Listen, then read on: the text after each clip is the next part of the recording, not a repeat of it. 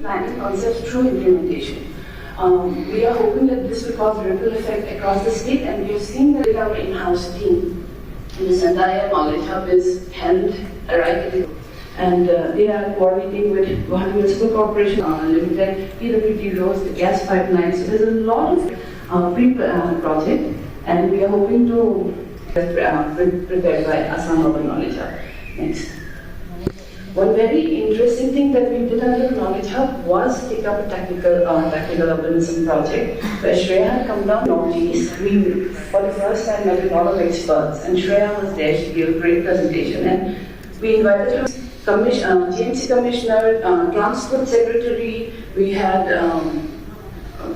GMDA, PWD roads, a lot of dignitaries came. State this Ganeshpuri Jam. We did the signal design as well as advice on which are the new signal position that would help ease the traffic. We discussed it, but also to further the JNK agenda of conditions का सामना कर रहे हैं। 1936 के बाद पहली बार 2024 में दिल्ली में 228.1 मिलीमीटर बारिश हुई। जून के तीसरे सप्ताह में देश भर से मौसम विभाग के अलग अलग निर्देशक पहले हीट वेव और फिर रिकॉर्ड बारिश की सूचना दे रहे हैं। कई शहरों में पूरे साल की बारिश का औसत सिर्फ एक दिन में रिकॉर्ड किया गया है। इस प्रकार की घटनाओं के पश्चात इस प्रकार अनेक शहरों में अर्बन इंफ्रास्ट्रक्चर से लेकर मोबिलिटी पर जो प्रभाव या दुष्प्रभाव पड़ा है, उसने हमारे टाउन प्लानर्स, इंजीनियर्स और अर्बन डिजाइनर्स के सामने एक यक्ष प्रश्न खड़ा किया। क्या हमारे शहर एक्सट्रीम वेदर इवेंट्स के लिए तैयार है? क्या हमारे शहर फ्यूचर रेडी है? क्या हमारे शहर क्लाइमेट रिजिलिएंट है? क्या हमारे टाउन प्लानर्स और इंजीनियर्स जलवायु अनुकूल बुनियादी ढांचे को प्लानिंग प्रोसेस में शामिल कर रहे हैं? क्या हमारे शहरों के पास अर्बन प्लानर्स, एक्सपर्ट, डिजाइनर्स की कुशल प्रोफेशनल टीम है जिसके जरिए हम फ्यूचर रेडी सिटीज का निर्माण कर पाएंगे? ऐसे कई प्रश्न हैं जो हमारे सामने बड़ी चुनौती बनकर के खड़े हुए। इस स्थिति में मैं समझता हूं कि पहली बार पॉलिसी मेकर्स की सोच में बदलाव आना शुरू हुआ।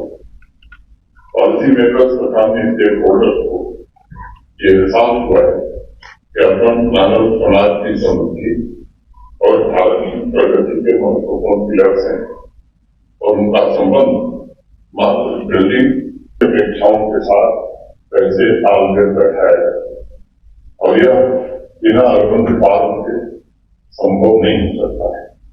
इसलिए मैं केशव वर्मा जी के रिकमेंडेशन से सहमत हूँ कि सभी राज्यों संघ राज्य क्षेत्रों में स्टेट टाउन डिपार्टमेंट को मॉडर्नाइज करना होगा। एक्सपर्ट्स तथा टेक्नोक्रेट नियुक्त करने होंगे। टाउन प्लानिंग एक्ट और रेगुलेशंस में व्यापक परिवर्तन जरूरी है। Urban development leadership, city management, human capital generate करने के लिए वैकल्पिक इंस्टीट्यूशन बनाने होंगे तथा स्टेट लेवल कमेटी का भी गठन किया जा सकता है जो अर्बनाइजेशन पॉलिसी मेकिंग में सहयोग कर सकते। मैंने हाई लेवल कमेटी की जो 2023 की पहली रिपोर्ट है उसको आपने जो दिया देखने की कोशिश की। Capacity building, urban planning, designing river front in Indian cities तथा शहरों के इकोनॉमिक पोटेंशियल रियलाइज करने के लिए उन्होंने जिन इम्प्लीमेंटेशन फ्रेमवर्क का जो किया उसे शहरों को इंटरनेटी बनाने की दिशा में मैं बड़ा कदम मानता हूँ, या कहूँ कि पहला कदम मानता हूँ। एक लंबी यात्रा है जिसमें पॉलिसी रिफॉर्म के साथ साथ पूरे अर्बन प्लानिंग और सिटी मैनेजमेंट सिस्टम हमें रीओरिएंट करना होगा और क्रांतिकारी निर्णय कुछ करने होंगे। सामान्य तौर पर जो पॉलिसी मेकर्स किसी विषय पर नई नीतियों का निर्माण करके बैठते हैं तो उनके सामने लाखों फीडबैक, रिकमेंडेशन, रिसर्च ये होता है। ये बड़ा जरूरी है कि वर्मा जी की अध्यक्षता में मुंबई के टाउन प्लानर श्री शंकर देश पांडे ने किसी कार्यक्रम में ये बात सुनाई। उनके डॉक्टर मित्र ने उन्हें कहा कि भाई शंकर तुम जान बचा सकते हो। इस पर शंकर देश पांडे ने कहा जान बचाना तो तुम्हारा काम है, डॉक्टर का काम है, इसमें अर्बन प्लानर क्या है। इस पर उनके डॉक्टर मित्र जो थे उन्होंने कहा कि मेरे पास आजकल इमरजेंसी में जितने पेशेंट आ रहे हैं उनमें से अधिकतर पेशेंट अस्पताल पहुंचने से पहले भीड़ में ही कम तोड़ दे रहे। और अगर तुम्हारे जैसे अर्बन प्लानर चाहें तो वो अस्पताल जिंदा बोल सकते हैं और उनकी जान बचाने में हम कुछ मदद करें। देश पांडे जी ने वो किस्सा सुनाते हुए कहा था पहली बार उन्हें जीवन में अर्बन प्लानर होने का महत्व पता चला और उन्होंने अपनी टीम के साथ बैठकर मुंबई की व्यस्त सड़कों पर उस परिवर्तन को अंजाम देने की कोशिश की जिससे हजारों जीवन बचाए जा सके। देश पांडे जी के जीवन की असली कहानी इस बात को दर्शाती है कि शहरों के सिस्टम में मौजूद policy makers, decision makers, urban planners के प्रोफेशन को देखने का नजरिया निश्चित रूप से बदलना होगा। अर्बन प्लानर्स और अर्बन डिजाइनर्स को भी अब अपने दायित्वों का एहसास ये बड़ा जरूरी है।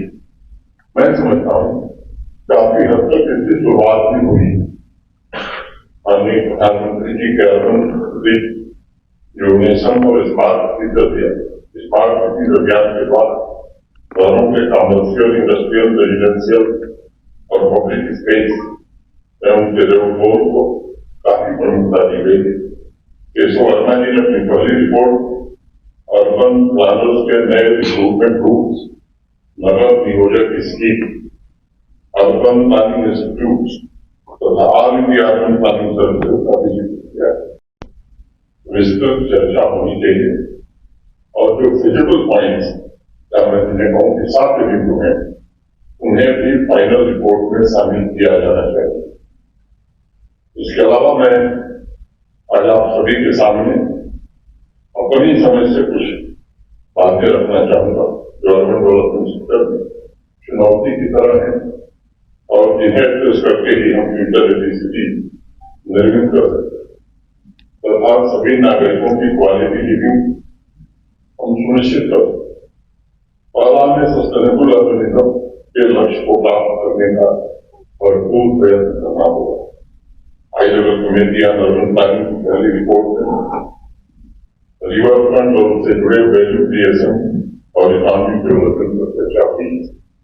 मैं श्रीनगर और जम्मू शहर के थोड़े बहुत अपने अनुभव के आधार पर कर सकता हूँ। अनेक ऐसे शहर हैं जो हजारों वर्ष सांस्कृतिक विरासत को लेकर चल रहे हैं। वहां रिवर फ्रंट की प्लानिंग और डिजाइनिंग का सिर्फ पब्लिक इंटरटेनमेंट के दृष्टिकोण से नहीं देखा जा सकता, बल्कि उन्हें शहर के व्यापक सर्व समावेशी अर्बन क्वालिटी विजुअल अपील को ध्यान में रखते हुए हमें डेवलप करना होगा।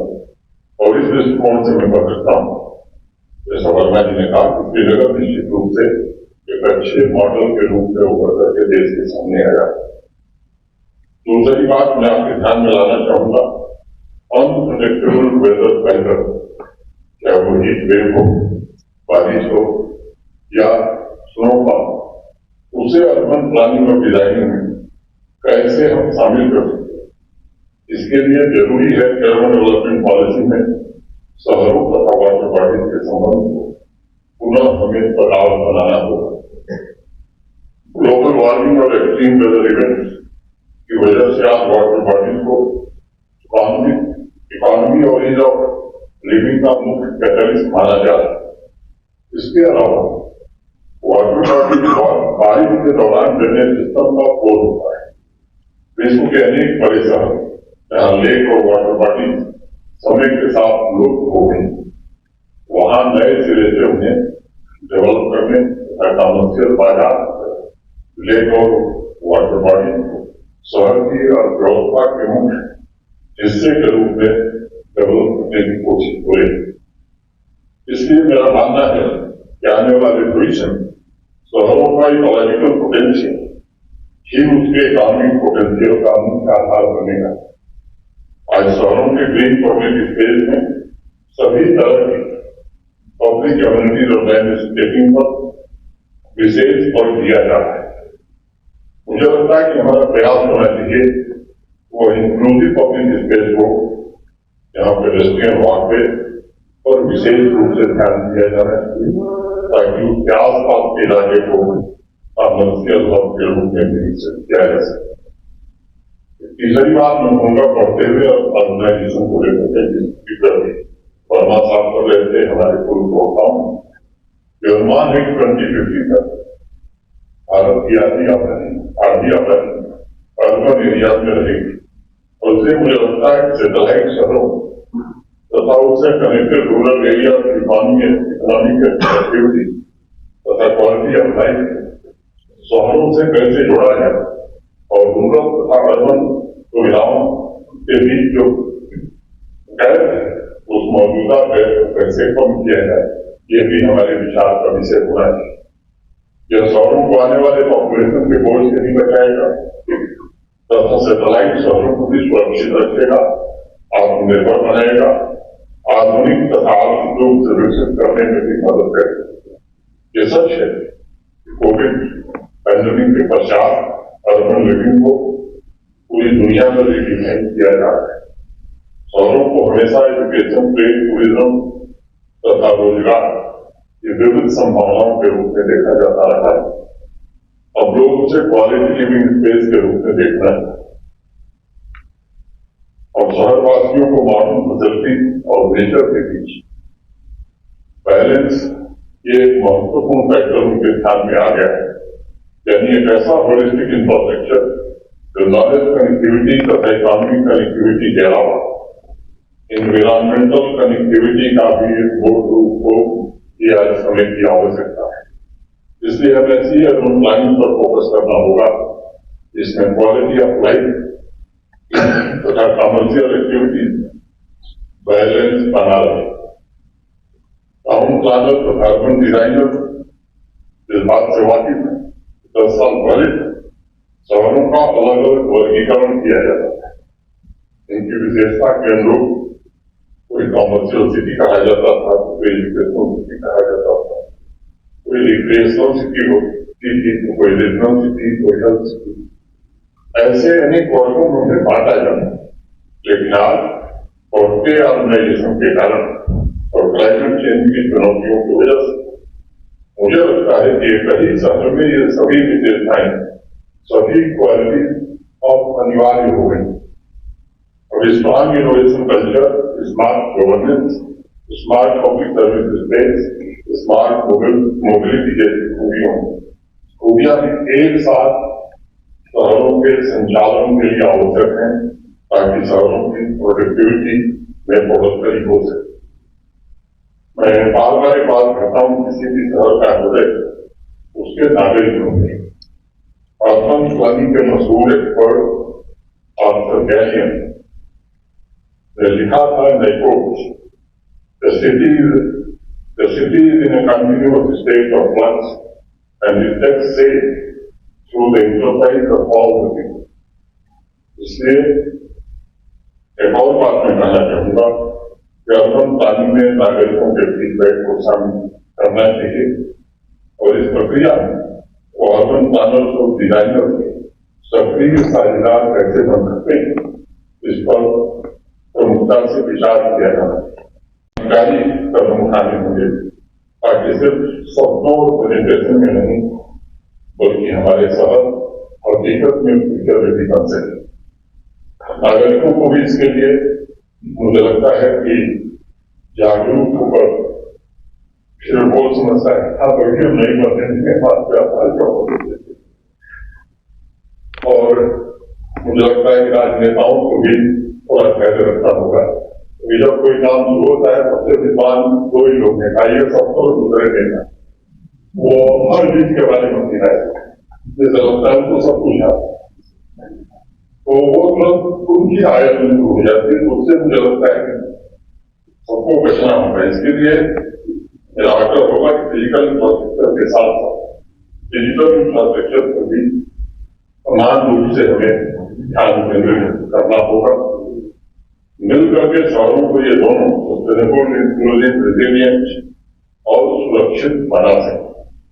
ये सब है कि हम फ्यूचर प्रेडिक्ट नहीं कर सकते, इसलिए बड़ा सवाल ये है कि ऐसी स्थिति में क्या हम स्पीड की फ्यूचर को भी कर सकते हैं। मैंने इंजीनियरिंग पढ़ी है, प्रैक्टिस नहीं की है, लेकिन मोटे तौर पर एक नागरिक के नाते मुझे लगता है कि रेजिलियंस प्लानिंग ही फ्यूचर प्रूफिंग की दिशा में सबसे महत्वपूर्ण कदम है। और इसलिए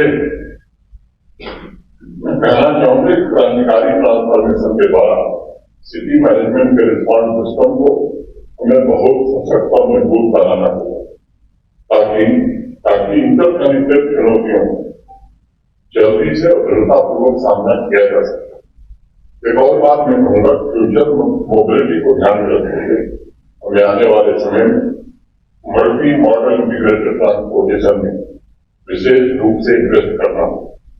पॉलिसी मेकिंग की पुरानी कहावत है कि अगर प्लानिंग सही है तो भविष्य में आप करोड़ों रुपए बचा सकते हैं।